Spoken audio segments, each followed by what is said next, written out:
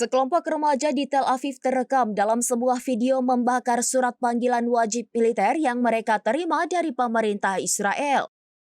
Tindakan tersebut mereka sebut sebagai simbol penolakan untuk ikut serta dalam apa yang mereka anggap sebagai genosida di Gaza dan sistem apartheid terhadap rakyat Palestina. Penolakan panggilan wajib militer seperti ini bukan hal baru di Israel.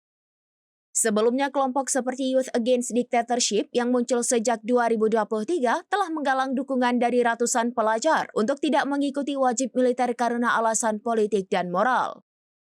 Sebagian di antara mereka telah dipenjara karena menolak perintah tersebut.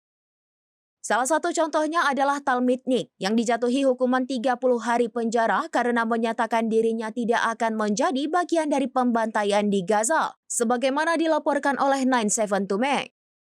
Laporan CNN juga menyoroti kisah Itamar Greenberg, remaja Israel yang dipenjara hingga 5 kali dengan total hukuman 197 hari.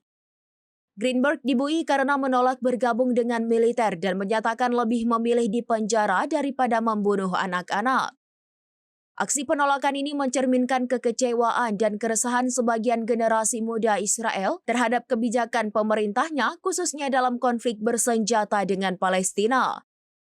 Melansir The Washington Post pada Rabu 16 Juli 2025, trauma perang, krisis politik dalam negeri, serta meningkatnya kekerasan di Gaza menjadi alasan utama mengapa sebagian remaja memilih jalan penolakan meski menghadapi tekanan sosial dan resiko hukum.